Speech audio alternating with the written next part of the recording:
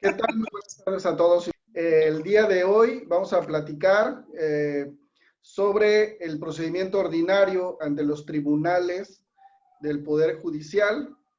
El día de hoy toca entonces lo relativo a la audiencia preliminar, que va a formar parte de este proceso, decíamos, ordinario.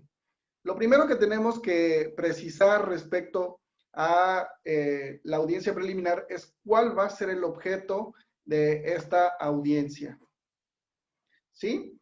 A este efecto nos dice el artículo 873, letra E, que el objeto de la audiencia preliminar va a ser depurar el procedimiento al resolver las excepciones dilatorias planteadas por las partes. Como ustedes recordarán, cuando platicábamos de las excepciones, las dilatorias, decíamos, son las que tienen por objeto no necesariamente destruir la acción, sino establecer cuestiones que, como consecuencia de su previa resolución, tendrán que ser resueltas y por ello dilatan el procedimiento, ¿no?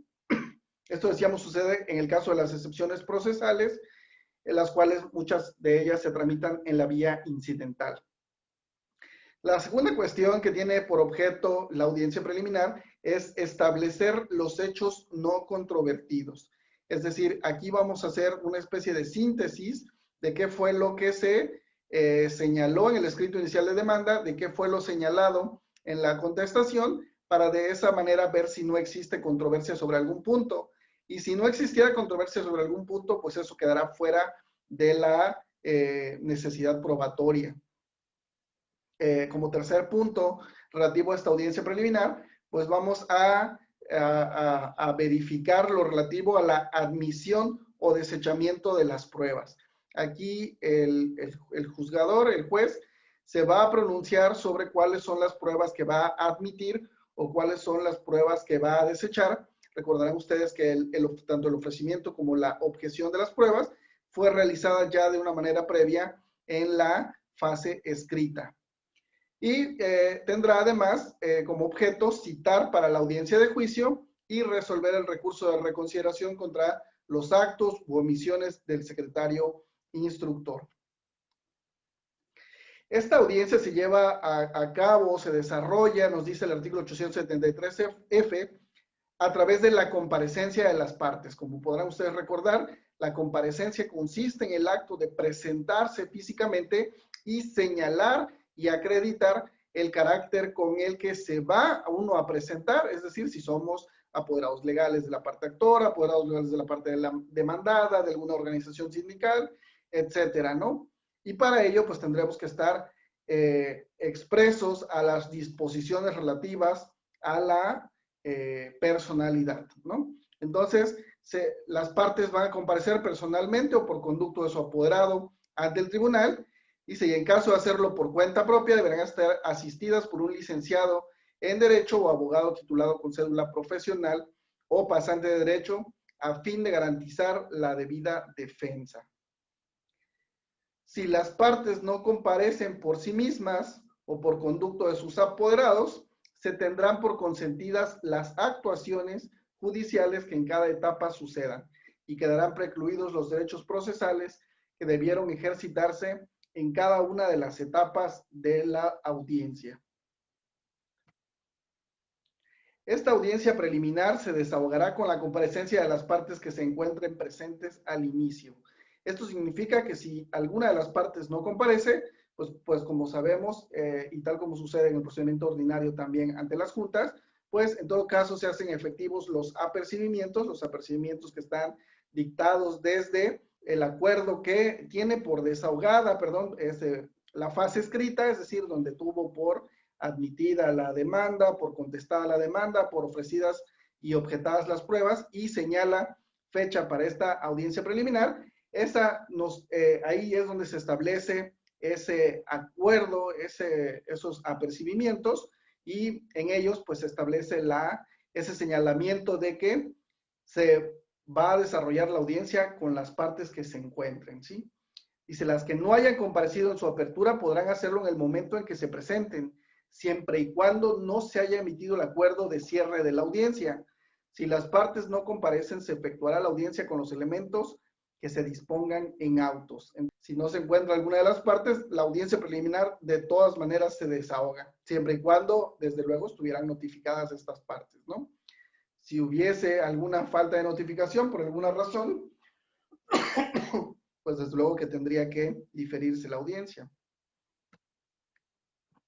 El tribunal examinará las cuestiones relativas a la legitimación procesal y resolverá las excepciones procesales que se hayan hecho valer con el fin de depurar el procedimiento. Entonces, como podemos ver, esta audiencia inicia, digamos, a través de esa comparecencia. Las partes se presentan, se identifican, acreditan personalidad y una vez que ha ocurrido esto, el tribunal inicia para resolver las cuestiones, primero que nada, relativas a la legitimación procesal. Deben ustedes recordar que existen dos tipos de legitimación, la legitimación ad causam y la legitimación ad processum. Aquí se está refiriendo a la legitimación ad processum, que a menudo es equiparada precisamente a la personalidad, es decir, la posibilidad de representar precisamente jurídicamente a alguna de las partes, ¿no? Y además se resolverán las demás excepciones procesales que se pudieran haber hecho valer, tales como acumulación, excusas, como competencia y cualquiera de las otras excepciones procesales que pudieran presentarse.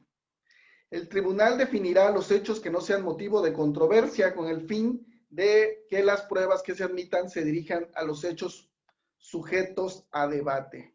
Y se resolverá además la admisión de las pruebas ofrecidas por las partes, para lo cual el juez tendrá que admitir las que tengan relación con la litis y desechar las inútiles, intrascendentes o que no guarden relación con los hechos controvertidos, expresando el motivo de ello. Asimismo, establecerá la forma en que deberán prepararse las pruebas que admita para su desahogo en la audiencia de juicio o las que se realizarán fuera de las instalaciones del tribunal cuando proceda en los términos de esta ley. Entonces, hasta aquí podemos ver las particularidades de esta audiencia. Primero que nada, decíamos, iniciamos, esto no es propiamente una fase de la audiencia, pero iniciamos con la comparecencia de las partes y para lo cual, en primer lugar, el tribunal procederá a examinar las cuestiones relativas a la legitimación. Como segunda particularidad, se dirigirá a definir los hechos que no sean motivo de la controversia y, en tercer lugar, se pronunciará sobre la admisión de las pruebas. Y esta parte que tiene que ver con la admisión de las pruebas podríamos dividirlas en dos etapas, por decirlo de alguna manera, en dos procesos. El primero de ellos tiene que ver con la admisión o el desechamiento de las pruebas.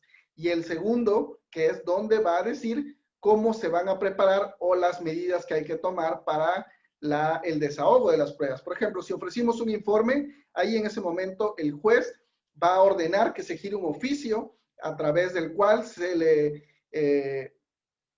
solicita, por ejemplo, al Instituto Mexicano del Seguro Social para que informe si el punto que haya solicitado para ese informe, ¿no? Por ejemplo, que se determine a partir de cuándo fue la fecha de inscripción o de alta al Seguro Social, ¿no? Entonces, que se le va a solicitar al Seguro Social, se pronuncia respecto de la petición de la parte actora, de nombre tal, en la cual se solicita, se fije cuál es la fecha a partir de la cual fue dada de alta ante esa institución de seguridad social, ¿no? O, por decirlo así, si hubiese que realizar un cotejo de alguna documental, gírese atento exhorto al registro civil de la ciudad de Córdoba, Veracruz, ¿no? Para que efecto de que se coteje tal documento, ¿no? Entonces, ese tipo de situaciones, ese tipo de medios, ese tipo de medidas que deben tomarse para lograr la preparación de las pruebas va a constituir esa segunda etapa, digamos, de estos puntos relativos a las pruebas. Entonces, podemos ver aquí tres grandes finalidades de la fase de audiencia preliminar, como son resolver la legitimación y las excepciones procesales, definir los hechos no controvertidos y resolver la preparación de las pruebas y sus medios de preparación. pronunciarse respecto a la admisión de las pruebas y sus medios de preparación. Entonces tenemos hasta aquí, decíamos, tres grandes finalidades que podemos ver. Una vez que ha ocurrido esto, entonces se fijará día y hora para la audiencia de juicio que deberá efectuarse dentro del lapso de 20 días siguientes a la emisión del acuerdo respectivo. Si se admiten pruebas que deberán desahogarse fuera de las instalaciones, se señalará la fecha y hora en que se desarrollen las diligencias, proveyendo en relación a las mismas. Entonces, como podemos ver, es una audiencia relativamente corta, es ágil de alguna manera, va a ser una audiencia bastante dinámica en la que, pues, el procedimiento, si logra cumplir con estas prescripciones que realiza la legislación, pues desde luego que se van a tramitar de una manera muy rápida los juicios. Esperemos que realmente se vayan a cumplir. Nosotros creemos que sí, porque decíamos uno de los principales mecanismos que va a tener el proceso laboral, pues van a ser estos principios que se establecieron para los nuevos procesos, como es el de inmediación, es decir, esa facultad que tiene el juzgador de dirigir el debate, de dirigir el proceso, y en ese sentido, pues controlar que todo se vaya desahogando de una manera muy, muy rápida, ¿no? La preparación de las pruebas será ordenada por el tribunal, salvo aquellas que queden a cargo de las partes, por lo que la audiencia de juicio no se diferirá por falta de preparación, salvo caso fortuito o de fuerza mayor. La citación de los testigos a que se refiere el artículo 813 de esta ley quedará a cargo de su oferente, salvo que por causa justificada deba practicarse en otro lugar. ¿Sí? Entonces, como podemos ver, decíamos, esta audiencia preliminar, pues va a encargarse de alguna manera, por decirlo así, de depurar el proceso. ¿Sí? ¿A qué nos referimos con depurar el proceso? Pues de preparar todo para que ya cuando nos encontremos en la audiencia de juicio, ahora sí podamos desahogar todas aquellas pruebas que para ese entonces, para esa audiencia de juicio, ya deberán estar preparadas. Es decir, si ofrecemos pruebas documentales, las documentales ya tendrían que haber sido cotejadas. Si ofrecimos pruebas de informes, esos informes para ese entonces, para esa fecha, ya tendrían que estar rendidos. Si ofrecemos alguna otra prueba que necesita de algún medio, tiene ya que haber estado realizado para esa fecha. Desde luego, con excepción de aquellos medios de prueba que necesitan el desahogo instantáneo, ¿no? Como puede ser la prueba confesional, como es la prueba testimonial, como es la prueba pericial. Es decir, aquellas pruebas en las que las partes tienen la posibilidad de ser interrogadas, ¿no? Entonces, en el caso de la confesional, pues esa se desahoga a través de las posiciones, a través del interrogatorio, y como consecuencia de esto, pues se realizará en la audiencia de juicio. Pero bueno, eso va a ser materia de la siguiente sesión.